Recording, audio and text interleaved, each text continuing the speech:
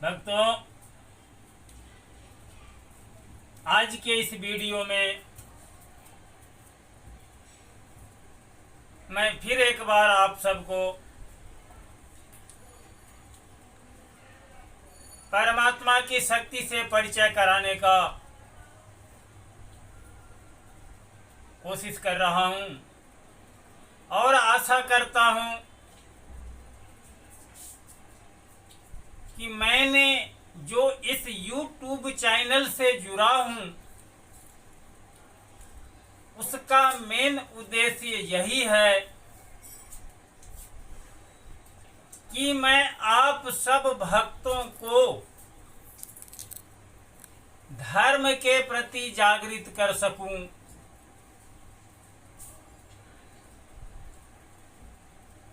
और आपका जीवन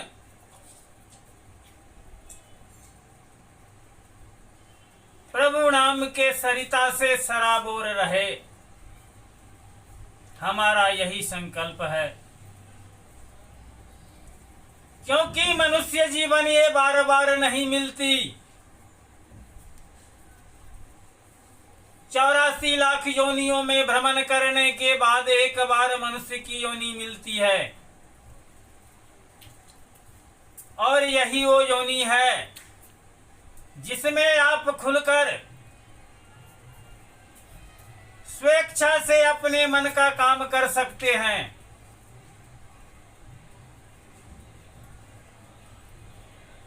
एक बंधा हुआ पशु जो चाहेगा वो नहीं कर सकता, पर एक मनुष्य स्वतंत्र होता है, वो जो भी चाहेगा वो करेगा।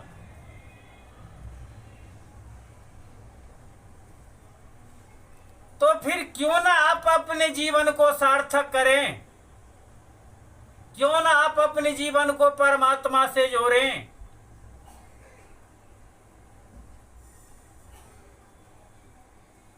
जो जब प्राणी परम धाम की यात्रा की ओर चलता है तो उसे कोई अफसोस नहीं होगा,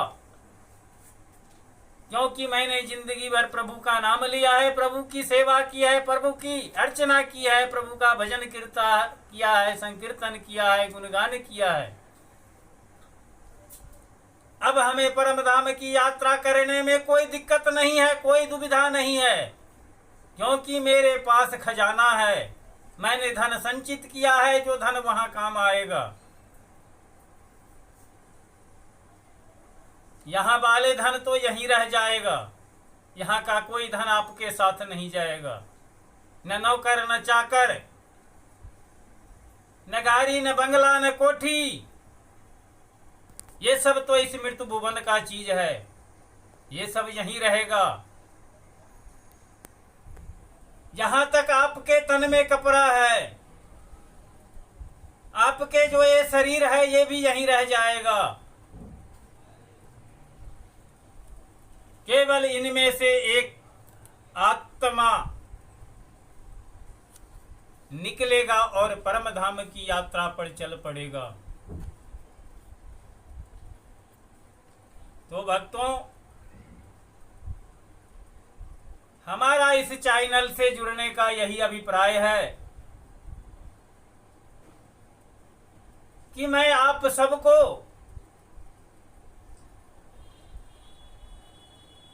प्रभु से जोड़ने में मदद कर सकूं।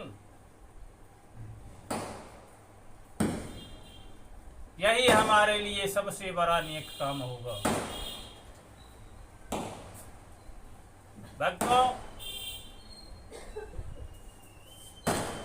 जब प्राणी मां के गर्भ में आता है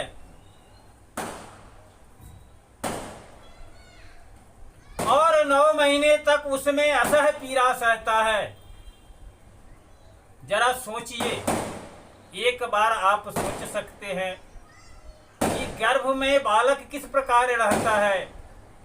उसके हाथ पैर मुंडी सारे जकड़े हुए होते हैं। क्या आप वैसा अभी कर सकते हैं?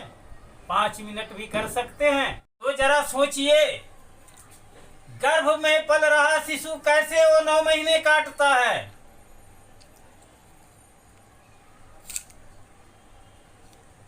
क्या वो सुख से काटता है? नहीं, बहुत पीड़ा होती है, बहुत कष्ट होता है।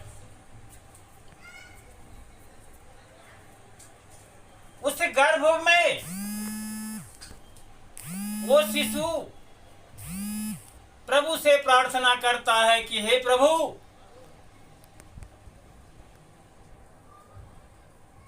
इस दुख से मुझे निकालिए। यहां से निकलते ही मैं आपका भजन करूंगा, कीर्तन करूंगा, संकीर्तन करूंगा।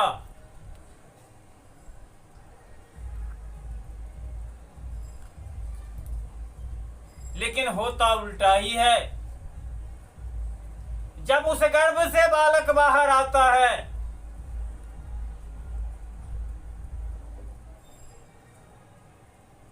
तो रोना चालू कर देता है कि हे प्रभु, हमें कहां ला दिए? ये तो माया मोह का संसार है। लोभ मोह यहां पंख फैलाए हुए हैं। हमें आपने कहां लाके पटक दिया? और होता यही है। आए थे हरि भजन को, उठन लगे कपास। गर्भ में तो मैंने ईश्वर से प्रार्थना किया कि हे प्रभु, यहां से जल्दी निकालो, मैं आपका भजन करूंगा, कीर्तन करूंगा, संकीर्तन करूंगा, आपका आराधना करूंगा। लेकिन जब गर्भ से बाहर निकला, इस माया के संसार में पड़ा, तो पहले वाले सब भूल गए। तो भक्तों,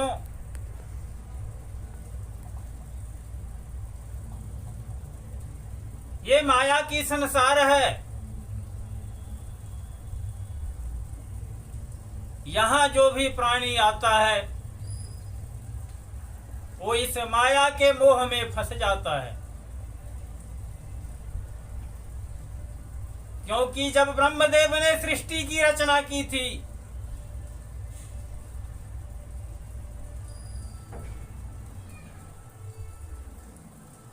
उस टाइम उन्होंने प्रजापति के द्वारा सृष्टि का निर्माण करवाया।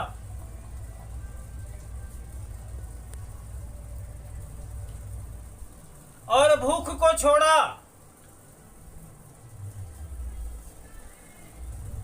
भूख को छोड़ने के बाद प्राणी भूख पेट भरने के लिए इधर उधर भागना चालू कर दिया।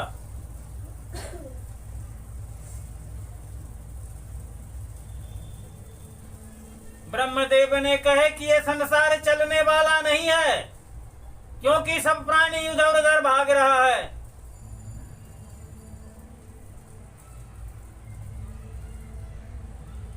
तब उन्होंने माया को छोड़ा, रिश्ते छोड़े, नाते छोड़े। तब सब एक दूसरे से गले लिपट गए, एक दूसरे को पहचानने लगे। ये मेरा बेटा है, ये मेरा नाती है, ये मेरा पिता है, ये मेरा पौत्र है, ये मेरा भाई है, ये मेरा बंधु है, ये मेरा समाज है। ब्रह्मदेव बोले कि अब संसार चल जाएगी, क्योंकि माया इन पर हावी हो चुका है। तो भक्तों, ये तो बहुत बड़ा चैप्टर है जिसको मैं आपको नहीं समझा सकता अभी। कभी किसी वीडियो में इसकी जानकारी भी हम आप तक पहुंचाएंगे कि ब्रह्मदेव ने किस प्रकार से इस सृष्टि की रचना की और लोभ मोह माया इनको कैसे फैलाए और ये आदमी पर किस प्रकार असर डाला था। इसको मैं आज यहीं छोड़कर आगे आपको परम धाम के बारे में कुछ बताता हूँ, गर्भ के बारे में कुछ बताता हूँ कि प्राणी आता कहाँ है और सोचता क्या है और करता क्या है। तो भक्तों, अपने गर्भ में प्रभु से कुछ और ही कहा था कि हे प्रभु इस नरक से जल्दी निकालो, मैं आपका आराधना करूंगा, ध्यान करूंगा। लेकिन आप इस संसार में पांव रखते ही सब कुछ भूल गए, प्रभु को भुला दिए। बचपन काट दिया, युवावस्था काट दिया। जब वृद्धावस्था आई, उम्र ढल गया, शरीर शिथिल पड़ने लगा, परम धाम जाने की समय नजदीक आ गई, तब आपको याद आई कि हमने पूरे उम्र में क्या किया। अब आप क्या करोगे? समय तो निकल गई, इंद्रियां शिथिल हो गई, शरीर जर्जर हो गया।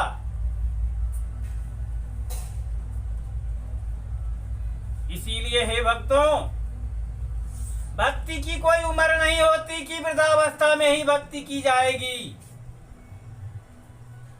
प्रभु नाम लेने की कोई उम्र नहीं होती कि वृद्धावस्था में ही प्रभु नाम लिया जाएगा। आप एक ज्ञानवान प्राणी है।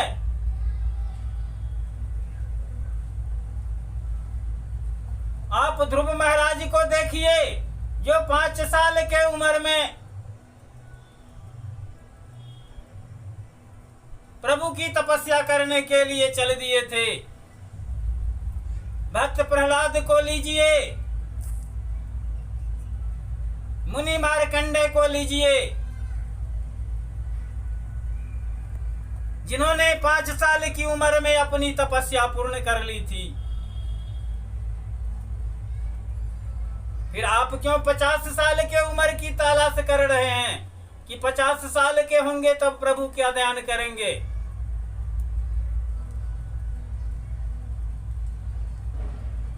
हे भक्तों, हमारी आपसे हाथ जोड़कर प्रार्थना है, विनय है कि प्रभु भक्ति को उम्र से मत जोड़िए। इसमें कोई उम्र की जरूरत नहीं है। आप चाहे बचपन में हो, युवावस्था में हो, जहां भी हो, प्रभु का भजन करो, गुणगान करो, उनसे नाता रिश्ता जोड़ो। यही आपकी संपत्ति है, यही आपके साथ जाएगा, यही आपकी बेड़ा पार करेगा, भवसागर का पार करेगा। यहाँ जो चीज है वो आपके नहीं है। आपसे पहले आपके पिता के थे, दादा के थे, आज आपके हैं, कल आपके पुत्र के होंगे। आपके साथ कोई न जाएगा, कुछ न जाएगा। ये परम सत्य है। मैं आपसे ये नहीं कहता कि आप संन्यास ले लो, घर का त्याग करो, घर में रहो, गृहस्थ जीवन में बने रहो, पर प्रभु का भजन कीर्तन करो, प्रभु का नाम लो, यही आपके साथ जाएगा। बहुत सारे ऐसे व्यक्ति भी हमें मिलते हैं जो बोलते हैं, महाराज जी भगवान को किसने देखा है?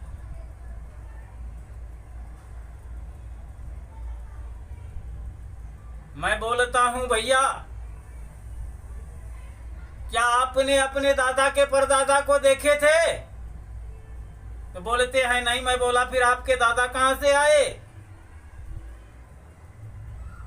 तो बोलो उन्होंने बताए थे, हमारे पिताजी बता रहे थे। तो एक आपके पिताजी बता रहे थे तो आपके दादा के परदादा थे। लेकिन आज हमारी इतनी धर्म ग्रंथ, 4 वेद, 18 पुराण, 6 शास्त्र और ना जाने कितने हमारे धर्म शास्त्र हैं, कितने धर्म पत्रिकाएं हैं, ये सारे बताते आ रहे हैं। तो क्या ये झूठ है कि भगवान नहीं है?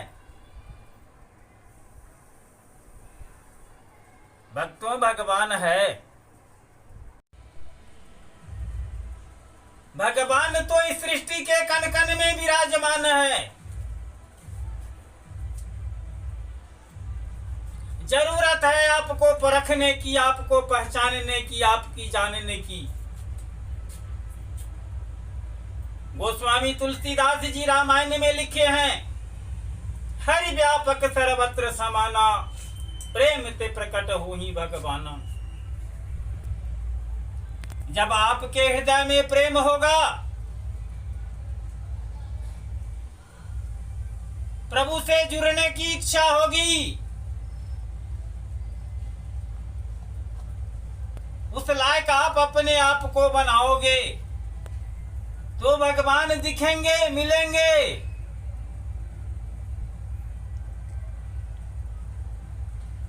इसीलिए आप कभी अपने मन में ये विचार मत लाओ कि भगवान नहीं है।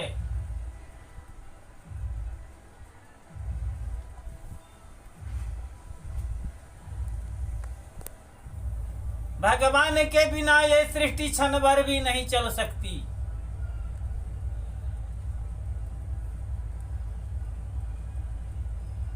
भक्तों, मैं आपको ये भी बता रहा हूं कि ये जीवन काटना बड़ी ही आसान है, पर परम धाम की यात्रा करना उतना ही कठिन है।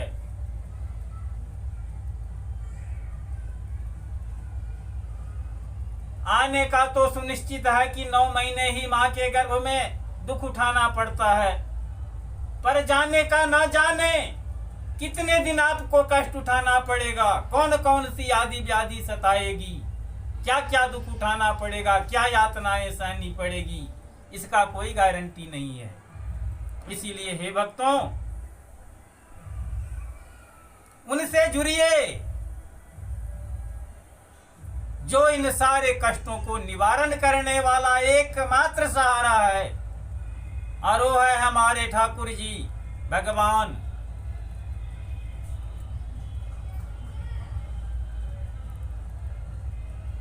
आपको ये भी पता होना चाहिए कि जब ये आत्माएं शरीर छोड़ के परम धाम के लिए निकलती है,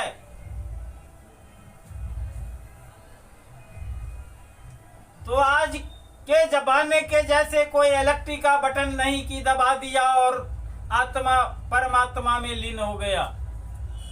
नहीं, उसके लिए भी बहुत सारे नियम बनाए गए हैं। जो प्राणी अपने जीवन में जैसा कर्म करता है, उसी के आधार पर वो परम धाम की यात्रा सफर करता है।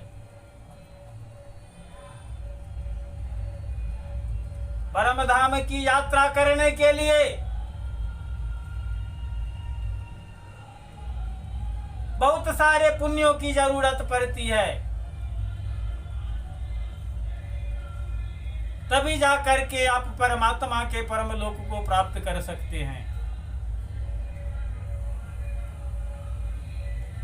एक छोटी सी बैतरणी नदी का जिक्र मैं यहां पर करना चाहता हूं।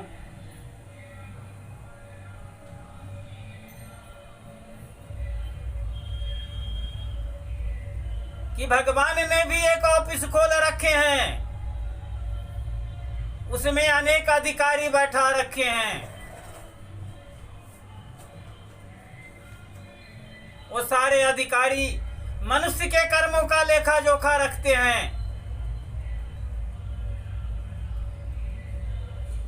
और उन्हीं के आधार पर उन्हें जाने के लिए सुनिश्चित करता है कि ये प्राणी किस लायक है और कहां जाएगा, इसे सुख से ले जाया जाए या यातना देकर ले जाया जाए। रास्ते मार्ग में बैतरणी नदी आती है, जो खून और पीप से भरा हुआ है, सर्प बिच्छू और मगरमच्छ से भरा हुआ है,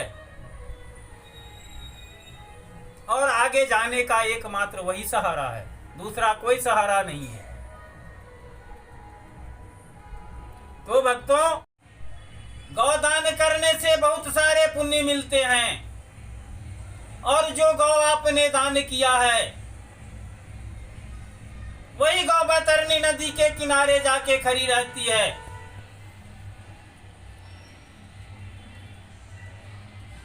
और जब आत्मा परम धाम के यात्रा के लिए निकलता है तो वहां जाके अपने गौ को पहचान जाता है और वो गौ उस आत्मा को उस बैतरणी नदी से जल्दी पार निकालता है